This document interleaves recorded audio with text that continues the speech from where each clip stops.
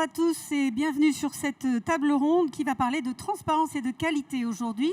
Et avec mes invités, Bénédicte Ténez qui est d'Interbev, elle va nous expliquer un petit peu ce qu'ils font. Laurence Vignier qui est à côté d'elle, du GECO. Christophe Bonneau, le directeur général d'Agro Mousquetaire, merci d'être là. Et Marianne Lemay du ministère de l'Agriculture et de l'Alimentation. Alors nous allons parler de transparence et de qualité. Peut-être que vous savez que 30% des Français seulement font confiance dans les industries agroalimentaires. Donc on est en vraie crise de confiance. Et donc les professionnels, vous allez le voir, font tout ce qu'ils peuvent et mettent en place des moyens importants pour essayer de renouer la confiance. Et ça avec vraiment des preuves de qualité et de transparence. Bénédicte Ténez, donc alors Interbev, qu'est-ce que vous avez fait? Parce que la viande, quand même, elle est passée par toutes les couleurs. Oui, bonjour. Donc, Interbev, c'est l'interprofession de l'élevage et des viandes en France. Donc, on est une association nationale et on représente tous les maillons de la filière. Donc, depuis les éleveurs, en passant par effectivement la transformation, l'abattage, jusqu'à la distribution de viande en France. Donc au niveau, effectivement, déjà un petit rappel, il faut savoir que déjà aujourd'hui en France, tous les animaux sont identifiés individuellement. C'est-à-dire que chaque bovin en France a une boucle sur chaque oreille qui le suit pendant toute sa vie et qui est associée à un passeport sur lequel on retrouve tous les éléments d'identification de l'animal, que ce soit son âge, sa race, son élevage d'origine, etc. Et alors, en termes de qualité maintenant, donc, qu'est-ce que vous avez mis en place en termes de traçabilité pour cette filière, mis à part ces boucles-là? La filière viande est consciente aujourd'hui que le produit viande est un produit qui n'est pas forcément évident à acheter ou à cuisiner, notamment en restauration collective. Il faut avoir une bonne connaissance du produit. Donc les professionnels se sont engagés en faveur d'une nouvelle démarche d'achat des viandes qui permet de commander en fonction du plat qu'on souhaite réaliser et non pas en fonction du muscle, c'est-à-dire en fonction du morceau. Oui, alors ça, c'était ce que vous m'aviez dit quand on avait préparé cette interview, et qu'en fait, effectivement, quand on choisit le bon morceau, à ce moment-là, on peut faire des plats vraiment intéressants et finalement beaucoup moins chers. C'est ça, il y a effectivement un certain nombre de morceaux qui sont moins connus. Donc l'intérêt, c'est de pouvoir aussi s'orienter vers ces morceaux-là, qui sont aussi souvent moins chers, parce que moins demandés par les cuisiniers. Ça permet aussi aux opérateurs de la filière viande de pouvoir équilibrer l'ensemble de la carcasse et de ne pas vendre qu'un seul et même morceau. Et puis, il faut savoir aussi que gustativement, c'est très intéressant de mélanger les morceaux de viande. Par exemple, dans un bourguignon, on peut retrouver 2 voire 3 morceaux différents avec des textures différentes et gustativement ça apporte un intérêt supplémentaire. D'accord. Et quid de la cuisson basse température? Alors, la cuisson basse température, c'est effectivement un dossier sur lequel on travaille aussi actuellement pour différentes raisons. C'est effectivement une nouvelle technique culinaire qui nous intéresse beaucoup parce qu'elle permet d'avoir un rendement de la matière qui est plus important qu'en cuisson traditionnelle, c'est-à-dire que le morceau va perdre moins d'eau en cuisson basse température. Donc forcément, on a plus de quantité à la fin, ce qui est évidemment un élément non négligeable d'un point de vue économique. Et puis d'un point de vue organisationnel aussi, parce que bien souvent maintenant les cuisiniers lancent les cuissons de nuit, ce qui fait que quand ils arrivent le matin au travail, le plat de viande est prêt. Et donc ils retrouvent du temps pour pouvoir cuisiner, refaire des desserts maison par exemple, ce qu'ils n'avaient pas forcément le temps de faire avant. Okay. Alors si vous voulez en savoir plus par rapport à ça, vous avez un stand ici, donc il était affiché tout à l'heure, il ne l'est plus maintenant, vous l'avez en tête peut-être? Oui, effectivement, on a un stand dans le hall 2.2, donc le stand de la filière viande, donc on est effectivement à votre disposition. On élabore aussi un certain nombre d'outils techniques qui sont à disposition de l'ensemble des professionnels de la filière. Il faut savoir aussi que dans chaque région de France, il y a un relais régional, une ou plusieurs personnes qui peuvent être à disposition des professionnels pour de la documentation, des formations, tout type de renseignements techniques sur la viande. Ok, merci. Alors, Monsieur Bonneau, vous, donc les mousquetaires, vous avez mis en place beaucoup de choses pour la traçabilité et la qualité. Expliquez-nous un petit peu. Oui, bonjour. Donc la première chose, c'est peut-être de présenter rapidement Agro Mousquetaire. Donc Agro Mousquetaire, c'est le pôle agroalimentaire des mousquetaires, du groupement des mousquetaires. Nous avons 62 unités de production qui sont répartis dans 10 filières, donc le porc, le bœuf, la mer, le traiteur surgelé, la boulangerie, entre autres. Et nous employons 11 000 collaborateurs en étant le 4e acteur agroalimentaire français. Donc on a la particularité d'avoir une intégration complète de nos filières, donc de passer de la fourche à la fourchette et d'être en relation très proche avec le monde agricole, ce qui nous permet de répondre au cahier des charges et de garantir à nos clients professionnels de la restauration la réponse aux exigences de ce métier. Nous travaillons beaucoup la qualité, notamment parce que les exigences de la société sont de plus en plus importantes. Et quelques exemples, donc on a une flotte de pêche avec 23 bateaux, et avec cette traçabilité et cette connaissance des milieux de pêche, nous garantissons auprès de nos clients l'interdiction d'utiliser la pêche électrique pour le poisson, ou de ne pas pêcher le poisson au-delà de 800 mètres, pour éviter justement d'abîmer les fonds marins. Okay. On a d'autres exemples sur les milieux agricoles, notamment sur la filière vin. Nous travaillons avec nos viticulteurs la réduction de l'utilisation d'insecticides et de pesticides, et notamment à travers un label que nous développons qui s'appelle la haute valeur environnementale, un label soutenu par le ministère de l'Agriculture. Et nous sommes en train de développer cette filière, et nous allons avoir prochainement des bouteilles de vin qui vont être justement labellisées avec ce logo HVE. Et nous faisons la même chose dans le pain, sur la boulangerie, avec cette fois-ci la filière blé, où nous travaillons actuellement sur la suppression totale du glyphosate dans les cultures de blé. On espère avoir les premiers résultats dès l'été 2019. Donc ça, c'est des exemples qui nous permettent, grâce à la traçabilité et notre intégration, de répondre au cahier des charges de nos clients.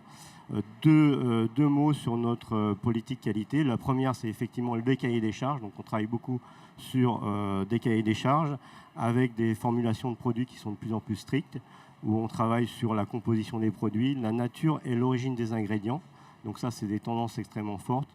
Donc on supprime beaucoup d'additifs, d'ingrédients. On travaille sans nitrate, sans antibiotiques sur un certain nombre de nos produits.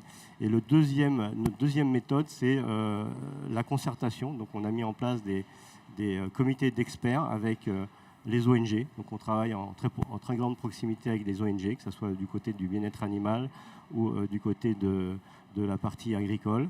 Et nous écoutons un peu ces gens-là, mais également l'interprofession et les professionnels, pour justement essayer de faire évoluer les pratiques et être un acteur important de la transition agroalimentaire. Donc ça, c'est vraiment les deux méthodes. Et on s'appuie aussi sur les nouvelles technologies.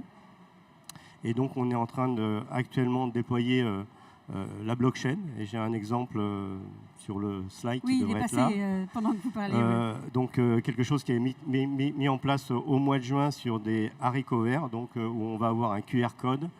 Le consommateur pourra regarder la traçabilité complète du produit à travers le QR code et de connaître un certain nombre de choses et toute la transparence sur le lieu de production, sur l'heure entre la cueillette et l'arrivée à l'usine, et toutes les informations aujourd'hui qui peuvent être transmises directement aux consommateurs. Voilà. Et comme ça, vous regagnez la confiance de vos consommateurs.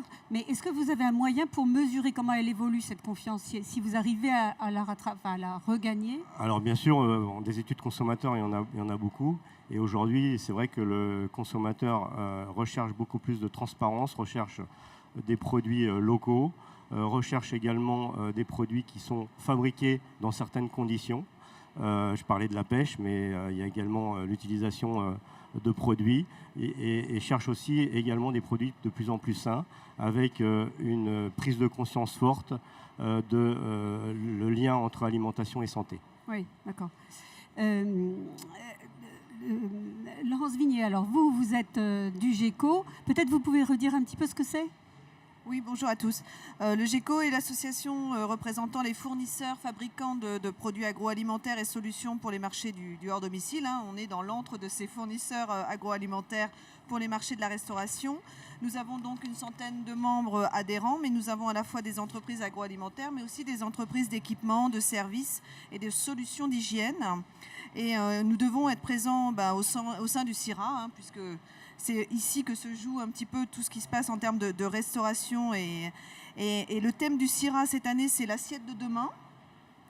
Et elle pourra en fait se réaliser et s'épanouir qu'avec des professionnels formés avec les nouvelles techniques de cuisine, de santé, de bien-être, d'innovation, de digital. On en parlait sur la table ronde précédente, mais il ne faudra pas oublier les fondamentaux. Et on est là pour ça, sur la maîtrise de la sécurité sanitaire et de la qualité sanitaire. En restauration hors domicile, on est à 7,5 milliards de repas par an servis, à la fois en restauration collective et commerciale. Voilà. Alors là, s'affiche donc votre système qui s'appelle J'applique l'hygiène en cuisine professionnelle. Donc, vous pouvez peut-être en dire un mot. Comment est-ce qu'on peut avoir accès ? Alors, J'applique a été conçu effectivement avec des intervenants, des entreprises qui sont membres du GECO pour essayer de répondre aux besoins, de mettre en place le plan de maîtrise sanitaire et tout ce qui concerne la traçabilité au sein des établissements et surtout les plus petits établissements, là où il n'y a pas de responsable qualité dédié, donc dans la restauration commerciale plutôt indépendante. Et l'idée, c'est en libre accès sur notre site internet, www.gecofoodservice.com. Il y a un espace dédié aux professionnels et l'idée, c'est de mettre des fiches pratiques, des tableaux et tout un système finalement pour bien maîtriser ce plan de maîtrise sanitaire. D'ailleurs, ce J'applique a reçu le label du PNA, du ministère de l'Agriculture. On vous en remercie d'ailleurs. Voilà, en 2016. Et ça permet aussi de contribuer à faire évoluer donc, la qualité des établissements à travers cette solution gratuite et mise à disposition.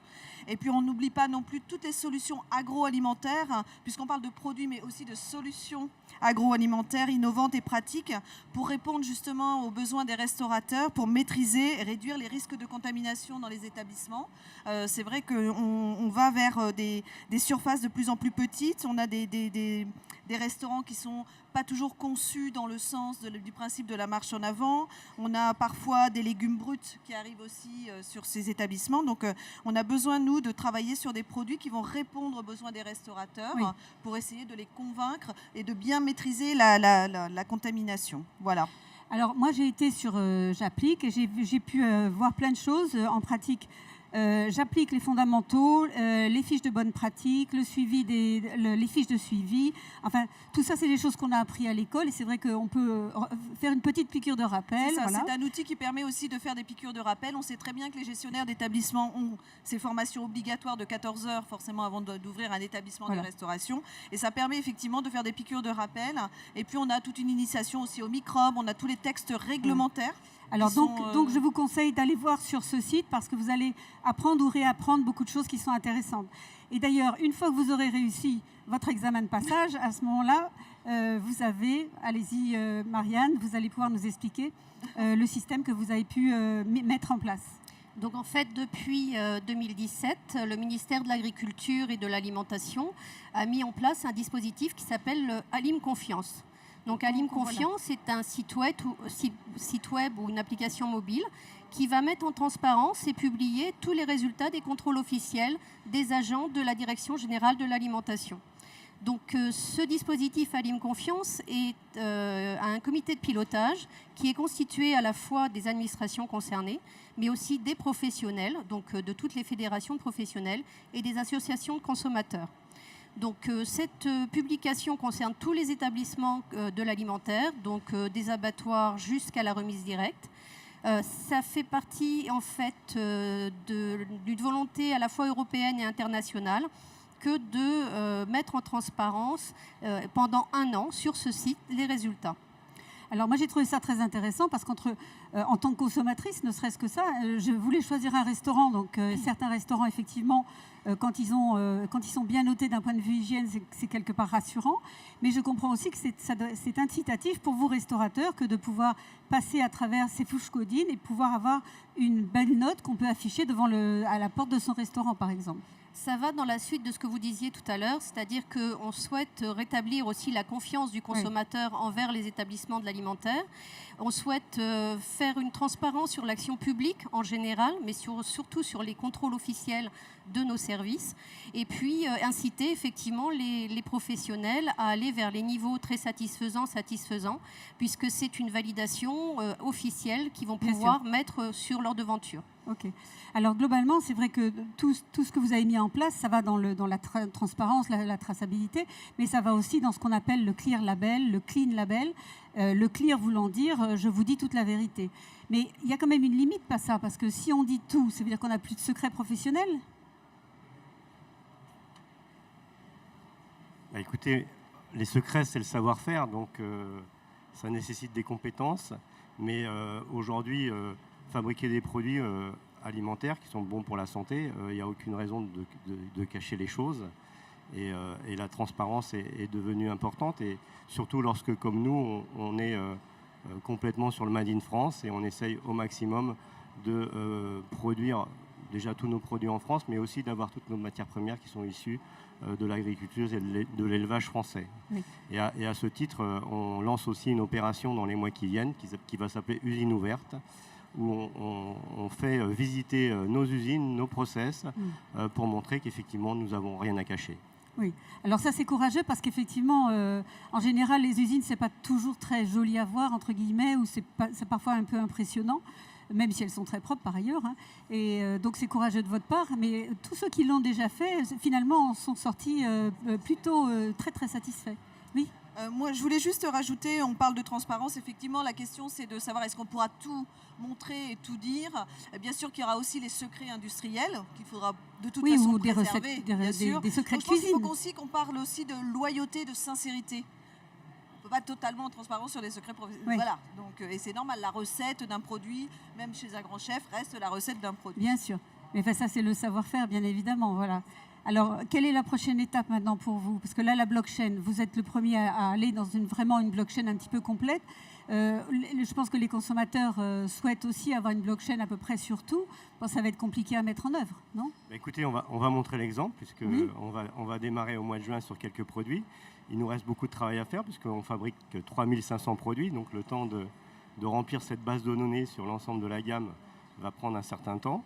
Et puis après, aux autres de suivre cet exemple-là. Voilà. Et vous n'avez pas encore toutes les filières avec vous, il vous en manque quelques-unes. Vous allez vous y mettre aussi dans certaines des filières qui vous manquent? Écoutez, on a aussi des fournisseurs qui sont... oui. Ah oui, donc vous êtes obligé de les auditer aussi, oui, bien sûr. Oui. Et ils seront aussi dans ce projet blockchain qui est un engagement, notamment de l'enseigne Intermarché, sur ce sujet-là. Oui. Et le succès du Made in France, c'est quelque chose c'est plus facile de faire de la blockchain en France plutôt qu'en Chine, je pense. Bien sûr, c'est beaucoup plus facile puisque déjà on peut auditer, évaluer nos fournisseurs plus facilement puisqu'ils sont proches de nos sites de production et avec la même langue, avec la même organisation, donc c'est extrêmement plus simple. Oui. Et ça va sans doute aussi ramener certains produits sur le territoire français, effectivement. Et vous disiez que votre système, il serait en ligne que pendant 1 an? Pourquoi pas après? En fait, la publication est sur une année glissante, c'est-à-dire qu'à partir de la date d'inspection de l'établissement, le résultat va rester pendant 1 an affiché sur le site web et sur l'appli. Par contre, si l'exploitant veut mettre en place la petite affichette sur sa devanture, il peut la laisser à partir du moment où ça correspond à la dernière inspection qui a été faite dans son établissement. Pour aussi rassurer un peu les consommateurs, je voulais simplement dire que plus de 90% des résultats des inspections sont en niveau très satisfaisant et satisfaisant. D'accord. Voilà. Eh bien, écoutez, merci beaucoup. Merci d'avoir accepté mon invitation et je vous souhaite un bon appétit peut-être aussi. Hein. Voilà. Vous pouvez les applaudir.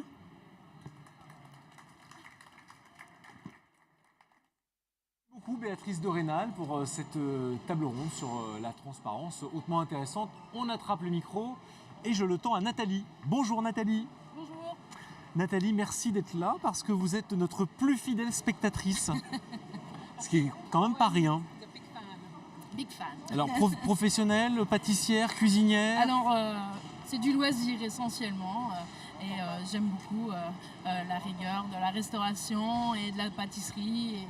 Et j'aime beaucoup toute l'ambiance qu'il y a au Syrah. Je viens tous les 2 ans, donc ça reste une grande passion et un plaisir de revenir à chaque fois. Et donc vous avez la gentillesse d'assister aux différents échanges, aux démonstrations, aux tables rondes? Tout à fait, avec la table ronde, avec les démonstrations qui sont très précises et très belles. Ça va, ça vous plaît? Oui. Bon, petite remarque, des choses qu'il faudrait qu'on change? Pour l'instant... Vous trouvez que Tiffany a un bon accent anglais, ça va? Oui, Bon. ça va.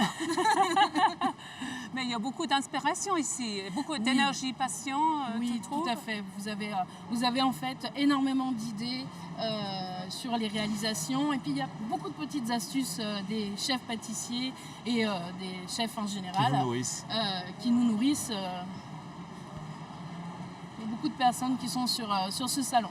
Cet après-midi sera une après-midi Tiffany un peu spéciale, Oui. puisque nous allons rediffuser certains moments d'un événement particulier qui est le World Cuisine Summit, qui se déroule juste au-dessus de nous et auquel seuls quelques centaines de privilégiés auront accès. Mais grâce à la Sierra Télé, vous allez pouvoir suivre les moments les plus importants. Donc rendez-vous dès 14h avec quelques minutes après un hommage à Joël Robuchon et à Paul Bocuse que vous pourrez vivre en direct, rendu par les différents chefs. Et puis des chefs, il y en aura aussi sur ce plateau, notamment Christophe Hay, que nous recevons pour une démonstration. Il vous montrera l'un de ses plats phares, une carpe à la Chambord, Christophe Hay, qui a été récompensé par le guide Michelin de 2 étoiles cette année. Et puis on vous retrouvera... Jordi Bordas, oui. qui va pâtissière spéciale, lauréat de Bocuse d'Or en 2011. Et puis on vous retrouvera vous aussi, Tiffany, in English, Oh yes, with Maria Berto. exactly. She's going to present some research results for us. Was So a plenty. trend number? It's a trendy consummation? No. Yes. Consommation, c'est pas très To bien. do with the delivery. Voilà. Heureusement que vous êtes plus doué que yes. moi en anglais. Okay. Arrête. Shut up. Bon, rendez-vous à 14h, on compte sur vous, on fait une petite pause, on va se reposer un peu, se restaurer. Nathalie, merci beaucoup. Merci. On vous embrasse. Moi aussi. À tout à l'heure. Au revoir. Au revoir, bon appétit.